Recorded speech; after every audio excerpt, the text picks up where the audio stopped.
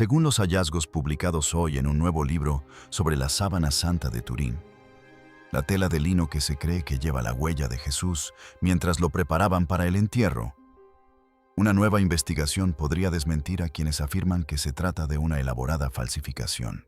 Lo envolvieron en lino y luego colocaron su cuerpo en la tumba. En 1978, un fotógrafo judío entró en una catedral de Turín, Italia, con la intención de desacreditar la reliquia más famosa del cristianismo.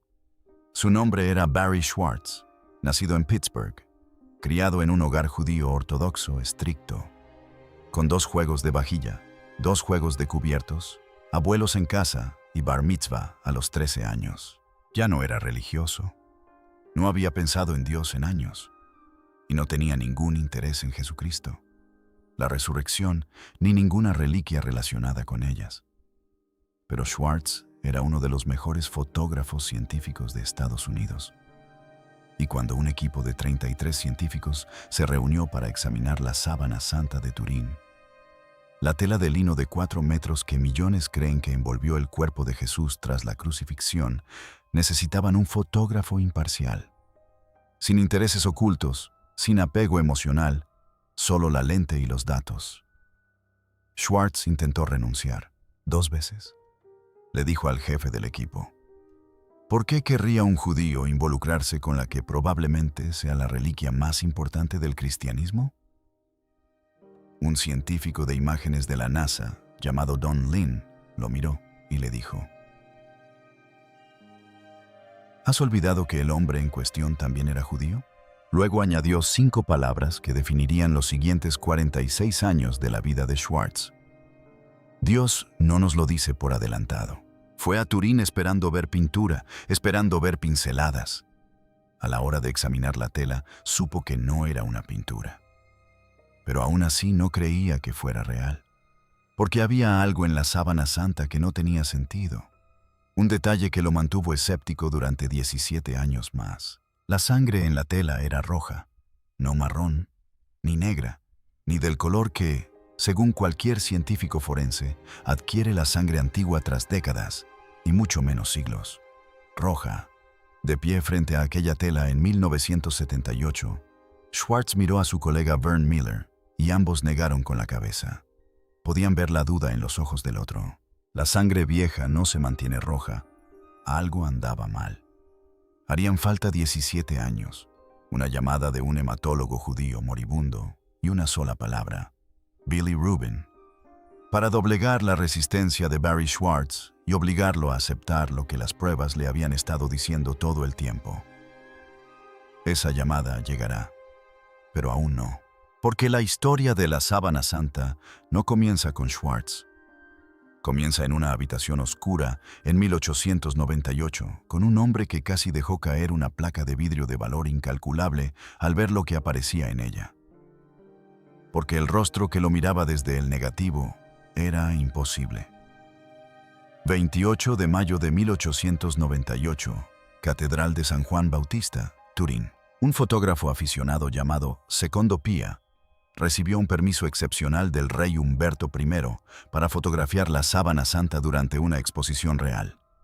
La fotografía en 1898 era brutal. No había sensores digitales ni pantallas de previsualización. Pia sube una cámara del tamaño de una maleta a un andamio dentro de la catedral. Utiliza potentes flashes de magnesio y expone 2 enormes placas de vidrio, cada una de aproximadamente 20 por 24 pulgadas. A altas horas de la noche, solo en su cuarto oscuro, iluminado únicamente por el tenue resplandor rojo de una lámpara de seguridad. Pia sumerge una placa en los químicos de revelado, y cuando la imagen se materializa en el cristal, casi la deja caer. En un negativo fotográfico, todo se invierte. La luz se convierte en oscuridad, la oscuridad en luz. Los rostros se transforman en máscaras grotescas, distorsionadas y planas, con ojos hundidos. Esa es la ley fundamental. La mortaja lo rompió. Lo que apareció no era una distorsión, era un retrato. Un rostro nítido, detallado, inquietantemente realista. Ojos suavemente cerrados, nariz rota, moretones en la mejilla derecha, bigote, barba bifurcada, una expresión de calma devastadora en alguien que había soportado un sufrimiento extremo. Parecía una fotografía de un ser humano real tomada siglos antes de que existiera la fotografía. Esto es lo que significa. La imagen impresa en la tela ya es un negativo. Un negativo de un negativo se convierte en un positivo. Y esa imagen positiva, oculta tras la inversión tonal durante siglos, es anatómicamente precisa, proporcionalmente correcta y detallada más allá de lo que cualquier método artístico conocido pueda explicar. Ahora, plantéense la pregunta que puso fin a un siglo de fácil desestimación. ¿Quién en el mundo medieval, 800 años antes de la fotografía, comprendía el concepto de negativo fotográfico? ¿Quién podía crear una imagen invertida impecable en 4 metros de lino sin ninguna forma de ver, probar o verificar el resultado? El ojo humano no puede percibir el mundo en negativo. El cerebro humano no puede componer una imagen con valores tonales invertidos. Ningún artista medieval tuvo motivo alguno para intentarlo. Ningún artista moderno ha logrado replicarlo. Aquella única fotografía fue la primera grieta en el muro. El sudario no se comportaba como una pintura, se comportaba como algo sin nombre. Durante 78 años, esa anomalía permaneció sin respuesta. Luego, en 1976, 2 físicos de la Fuerza Aérea apuntaron una máquina construida para cartografiar Marte hacia la imagen, y la pregunta se complicó mucho más. Febrero de 1976, Academia de la Fuerza Aérea, Colorado Springs. Los físicos, John Jackson y Eric Jumper, introdujeron una fotografía de la Sábana Santa en un analizador de imágenes BP-8, un dispositivo de la Guerra Fría que convierte el brillo de la imagen en relieve tridimensional del terreno, diseñado para mapear superficies planetarias a partir de datos satelitales. Se le introduce una imagen plana. Las áreas brillantes se elevan, las áreas oscuras se hunden y genera un modelo topográfico. Ya habían probado docenas de imágenes, pinturas, fotografías, bocetos y radiografías. Todas producían basura sin sentido, manchas distorsionadas sin coherencia espacial.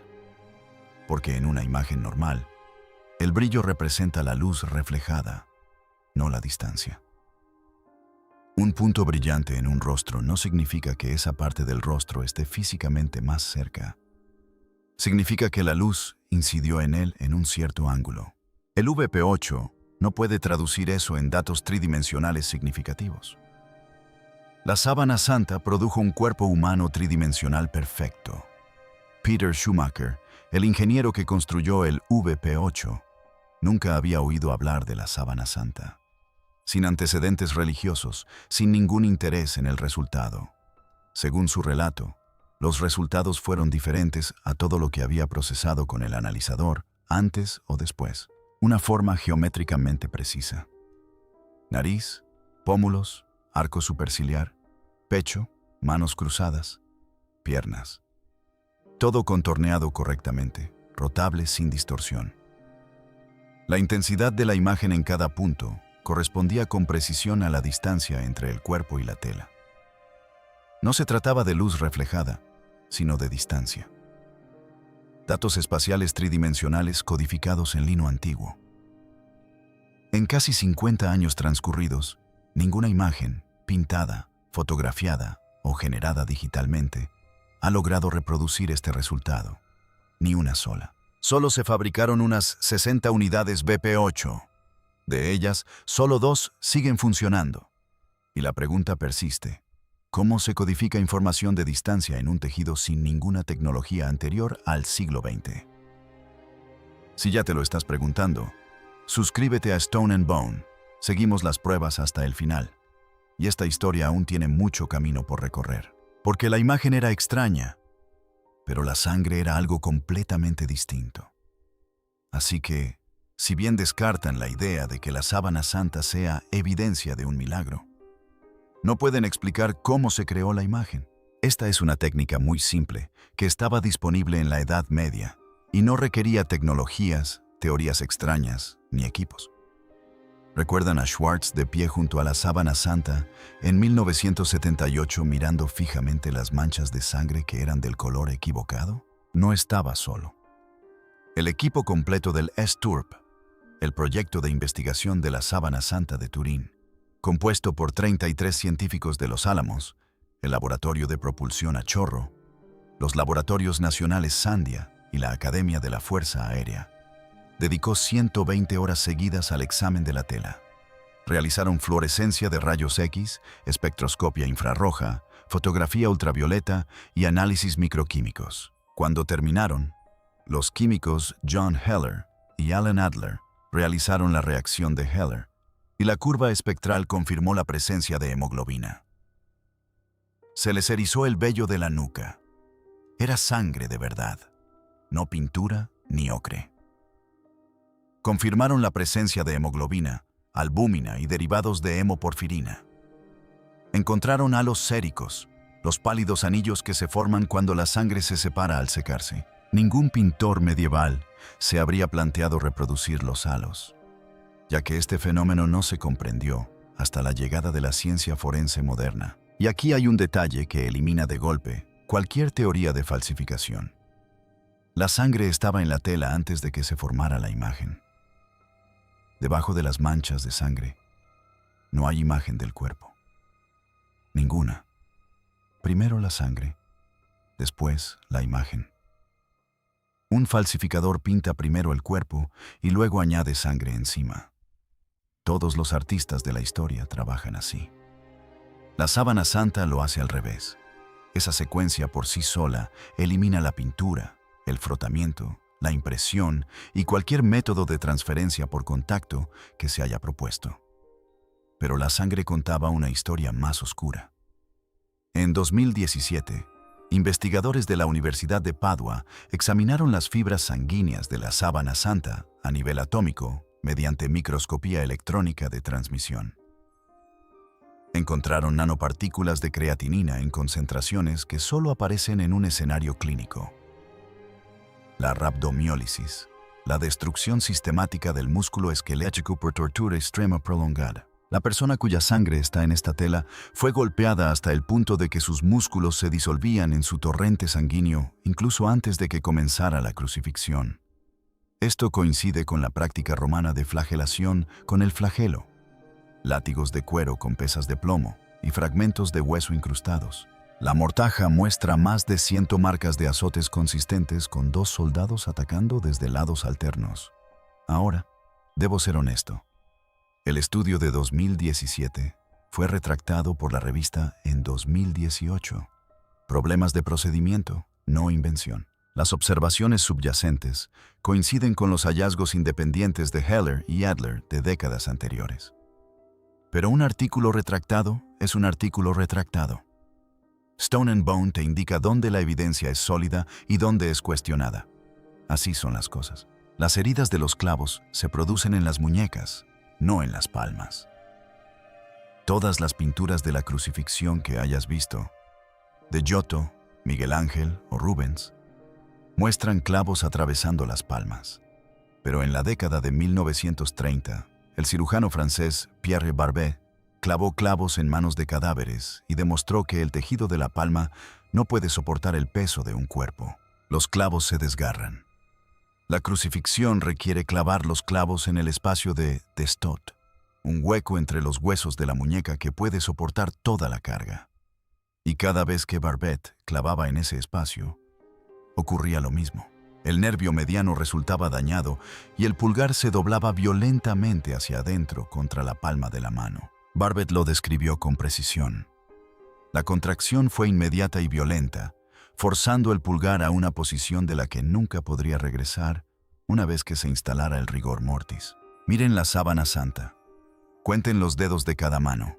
4, no 5. Los pulgares están metidos en las palmas, invisibles desde el dorso de la mano. Justo lo que sucede cuando una uña destruye el nervio mediano. Ningún artista medieval lo sabía. Nadie lo sabía hasta que la anatomía moderna lo demostró. Todas las pinturas de la crucifixión en la historia se equivocan en este detalle. La sábana santa lo representa correctamente. Antes de este video, ¿creías que los clavos atravesaban las palmas? Porque todas las pinturas que has visto te decían que sí. La sábana santa dice lo contrario. Deja tu respuesta en los comentarios, palmas o muñecas, y dime si es la primera vez que oyes esto. Y luego está el grupo sanguíneo.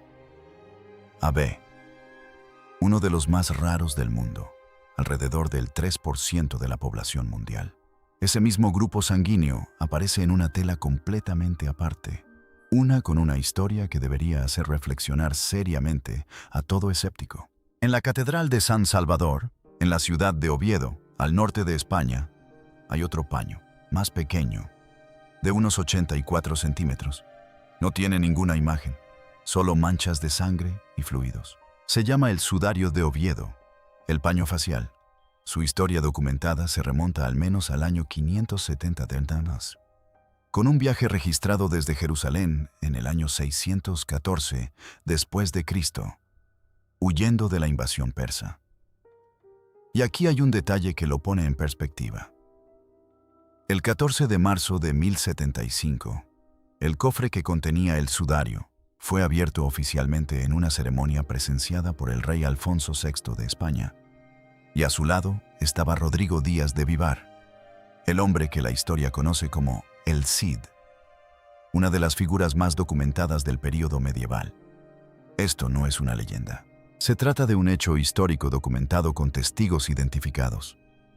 2 telas, 2 países, 2 cadenas de custodia completamente separadas, una en Turín y otra en el norte de España.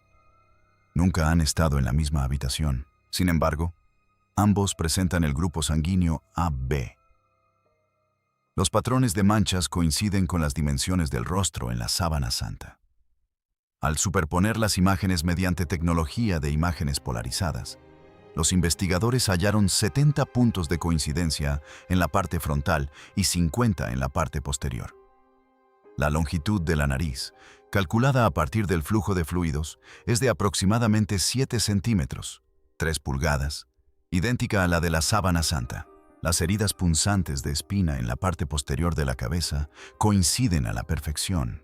Si estas 2 telas cubrieron el mismo rostro y la coincidencia forense es extraordinaria, entonces el sudario, cuya existencia está documentada siglos antes de la datación por carbono, prueba de forma independiente que la sábana santa no puede ser una falsificación medieval, ya que se necesitaría falsificar ambas en 2 países con tipos de sangre, patrones de heridas y dimensiones anatómicas coincidentes, antes de la invención de la ciencia forense.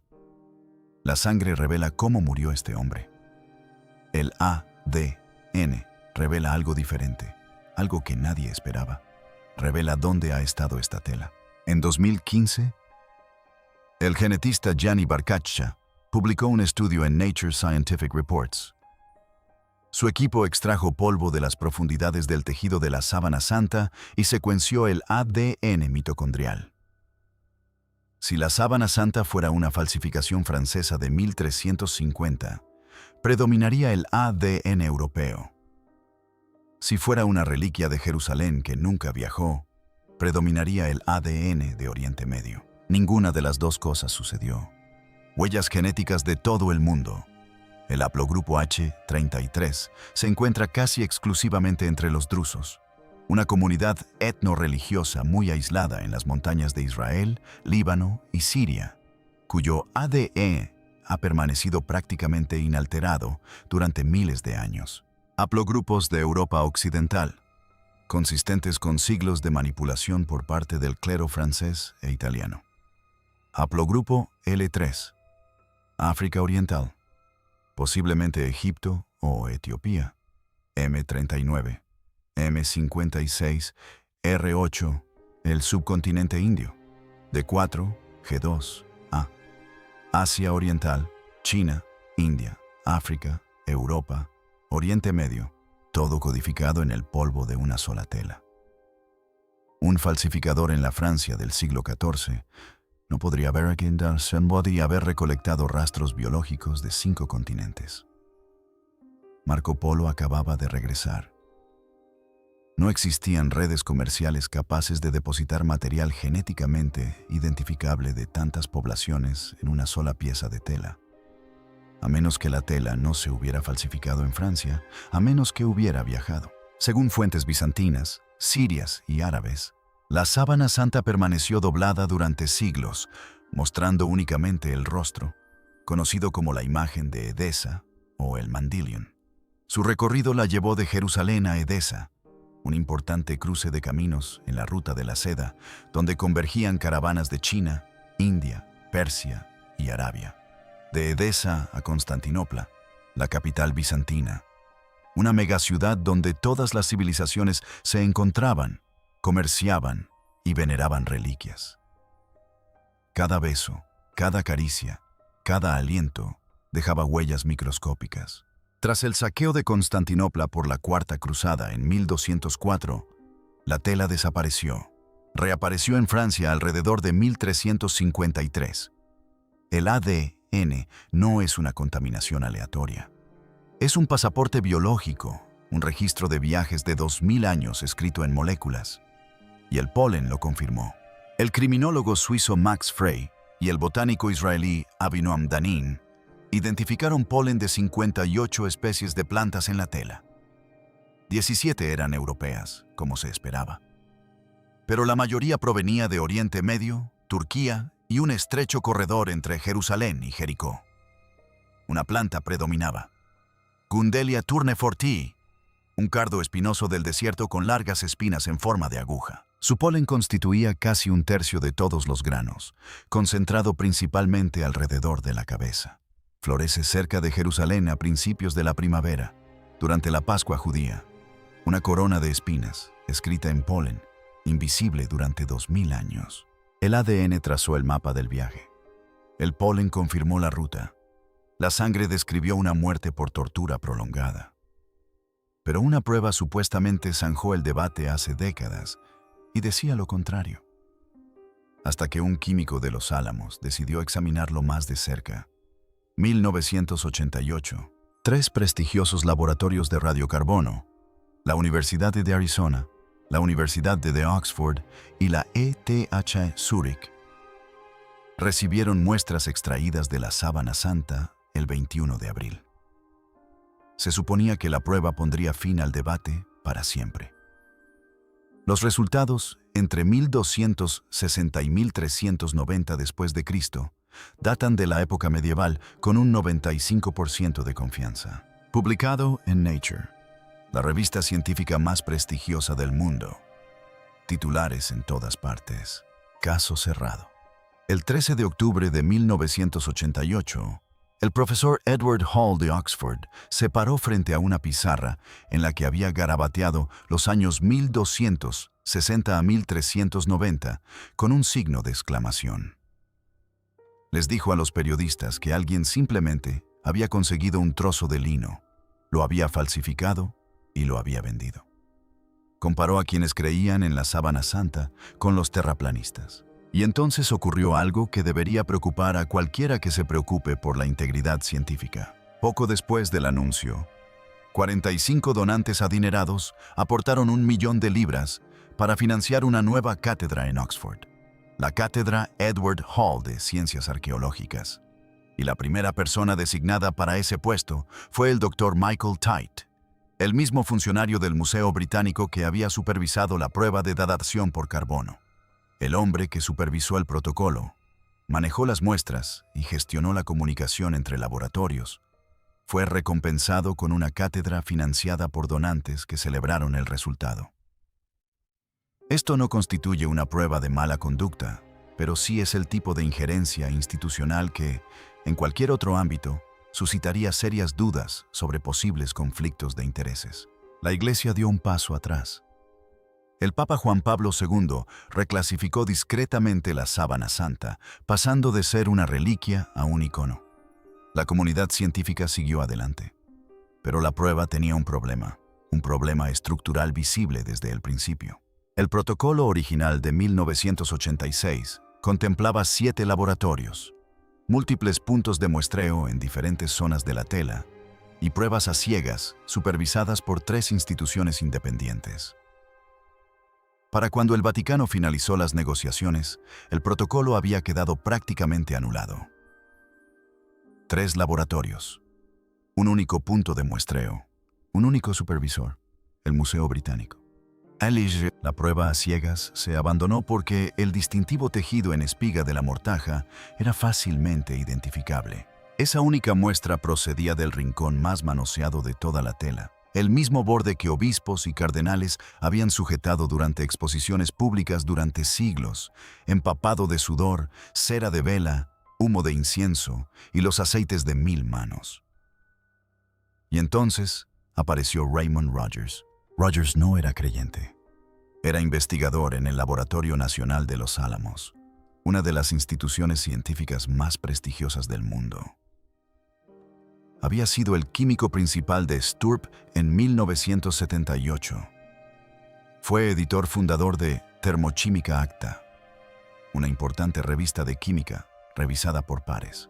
Cuando 2 investigadores publicaron en el año 2000 un artículo que sugería que la muestra datada por carbono provenía de un parche de reparación medieval, Rogers calificó su teoría de ridícula. Se propuso refutarla.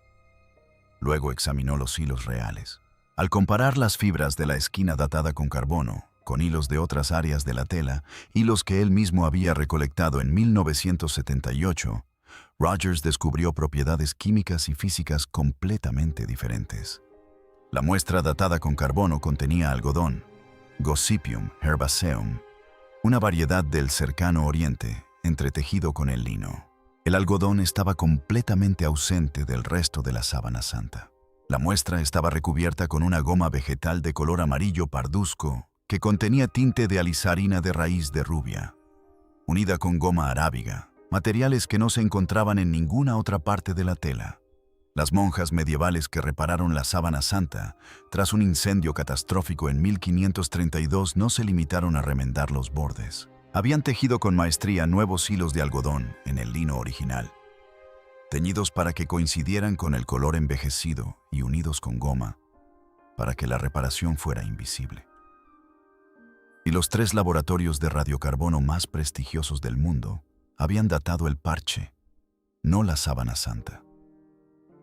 Rogers publicó en Thermochimica Acta en enero de 2005. Su conclusión fue tajante.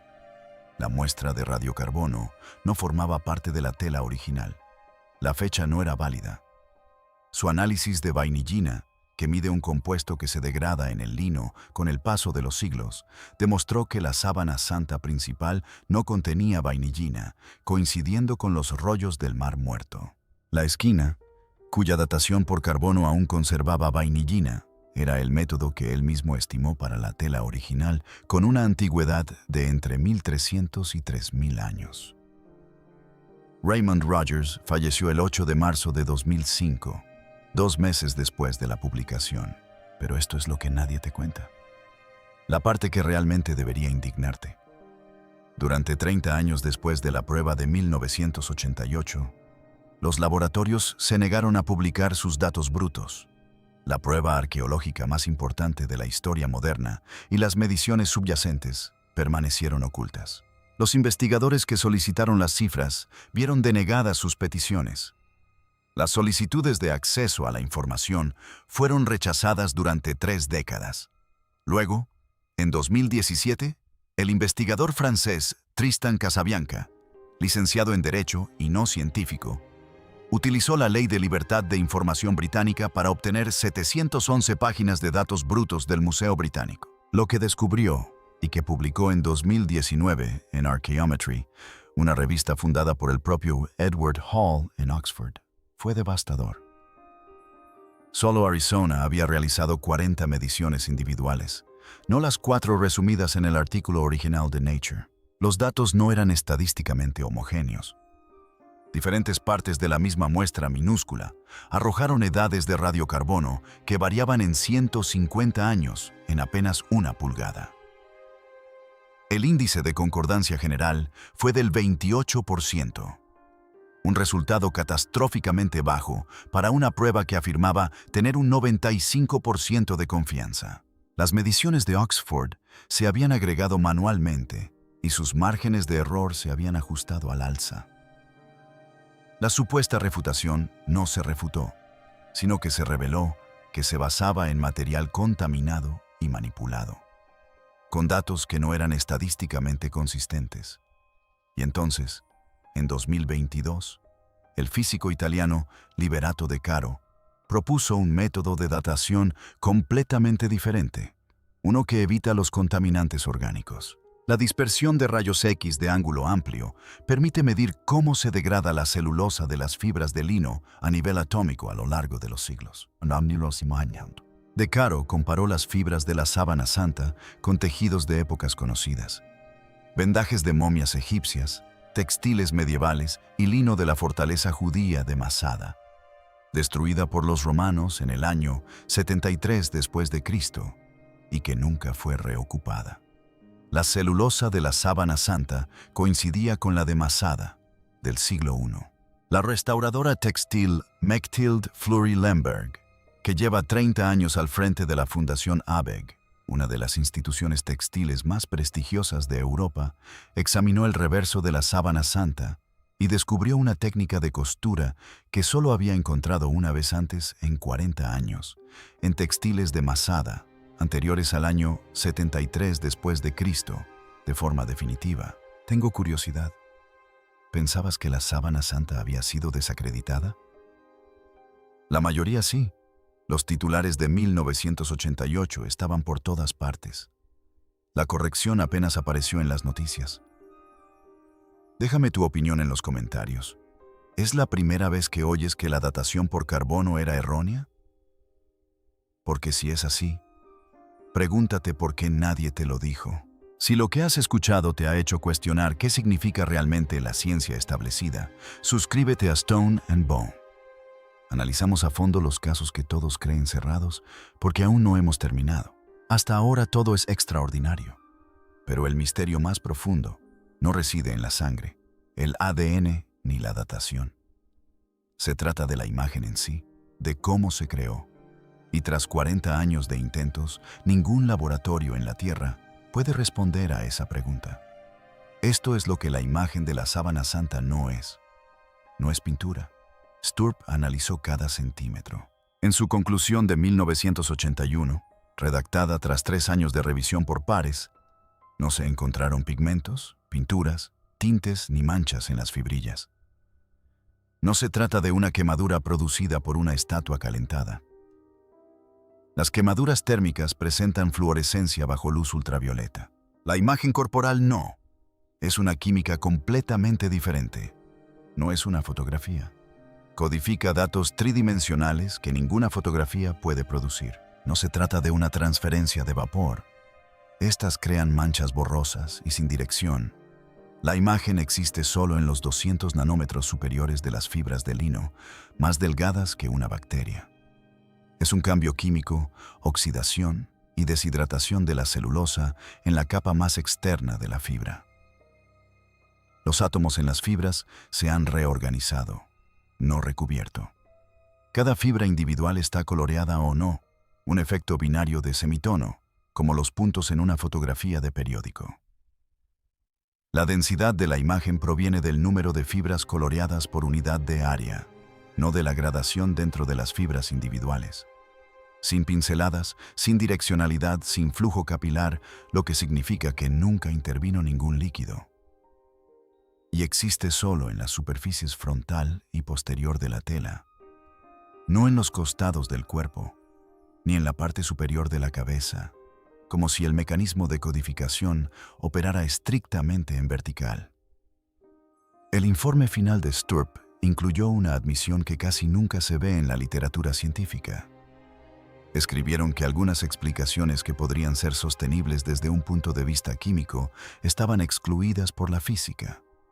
Y ciertas explicaciones físicas que podrían resultar atractivas quedaron completamente descartadas por la química. La cuestión de cómo se produjo la imagen sigue siendo, ahora como en el pasado, un misterio. Eso fue en 1981. Desde entonces, el laboratorio ENEA de Italia, la Agencia Nacional de Nuevas Tecnologías, pasó 5 años intentando replicar la imagen. El físico Paolo Di Lazzaro y su equipo irradiaron lino con láseres de exímeros a 193 nanómetros, ultravioleta de vacío profundo. Lograron una coloración superficial en pequeñas manchas que se asemejaban a las características de la sábana santa. Pero para reproducir la imagen completa del cuerpo, que abarca aproximadamente 2.600 pulgadas cuadradas, sus cálculos requerían un pulso de energía simultáneo de 34 billones de vatios, con una duración inferior a una milmillonésima de segundo.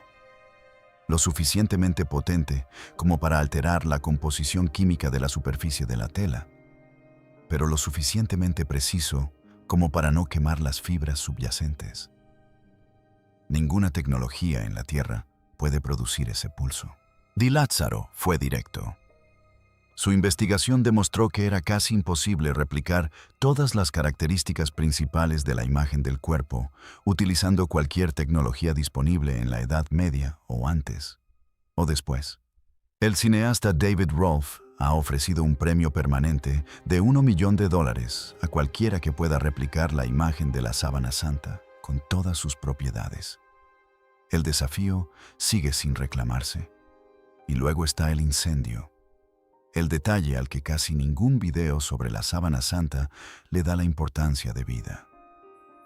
La noche del 3 de diciembre de 1532, un incendio envolvió la Sainte-Chapelle en Chambéry, Francia.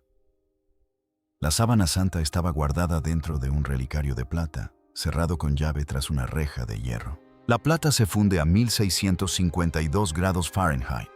Una esquina del relicario ya se había licuado cuando los rescatadores llegaron.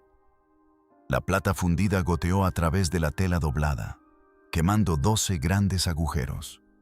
El agua utilizada para apagar las llamas dejó manchas adicionales. Las marcas de quemaduras son claramente visibles hoy. Enmarcan la imagen del cuerpo por ambos lados. Pero la imagen sobrevivió. El fuego destruye la pintura, la tinta, el pigmento, el tinte, cualquier medio artístico conocido. Pero no destruyó esto. Sea lo que sea que creó la imagen en la sábana santa, no es ninguna sustancia que el fuego pueda consumir. Es una reorganización de los átomos que ya estaban en la tela, y ha perdurado más que la plata fundida. Ahora bien, ¿recuerdan a Barry Schwartz, nuestro fotógrafo judío? 17 años de dudas, la sangre del color equivocado. Así fue como terminó. A mediados de 1995, Schwartz estaba en su casa en Santa Bárbara cuando sonó el teléfono. Al otro lado de la línea estaba el doctor Alan Adler, químico especializado en sangre de la Universidad Estatal de Western Connecticut. Es uno de los mayores expertos mundiales en porfirinas, las estructuras moleculares que constituyen la base de la hemoglobina. También es judío y no tiene ningún interés en demostrar la autenticidad de ninguna reliquia cristiana. Adler había pasado años analizando las muestras de sangre del examen SS-TURP de 1978 y tenía la respuesta a la única pregunta que había mantenido a Schwartz escéptico durante casi 2 décadas.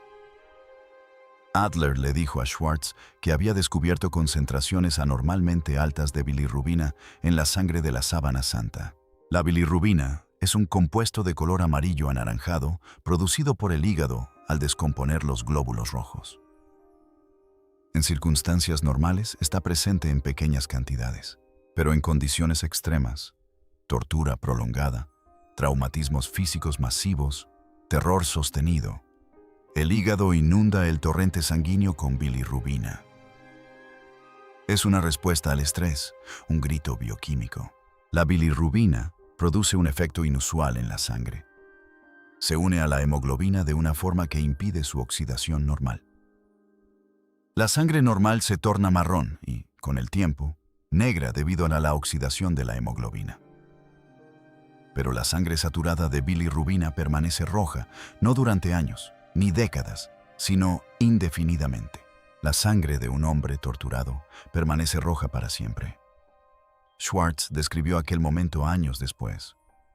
Comprendió que había llegado la última prueba y no tuvo más remedio que aceptar la autenticidad de la sábana santa. Todas las objeciones que había mantenido durante 17 años se derrumbaron de repente.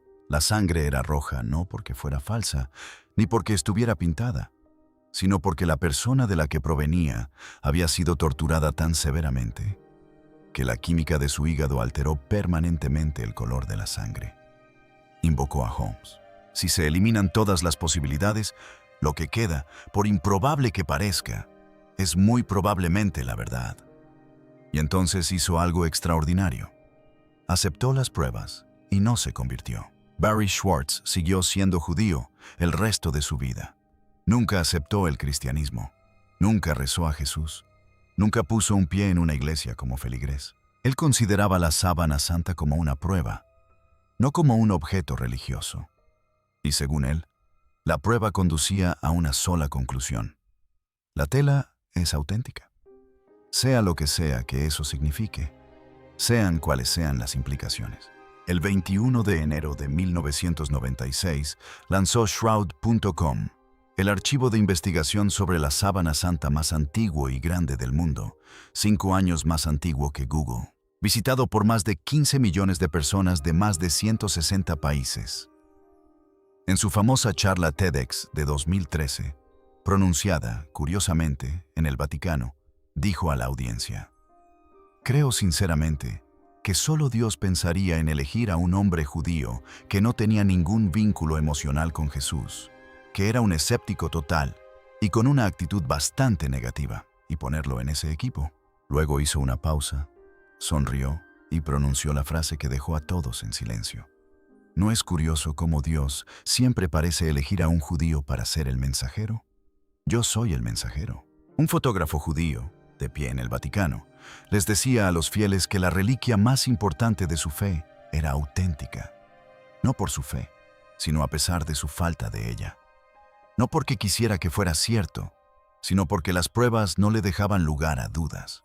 Barry Schwartz falleció el 21 de junio de 2024, a los 77 años, a causa de leucemia e insuficiencia renal. Fue homenajeado póstumamente en la Conferencia Internacional de la Sábana Santa de julio de 2025 en San Luis con un premio a su trayectoria. Nunca vaciló ni cambió de opinión.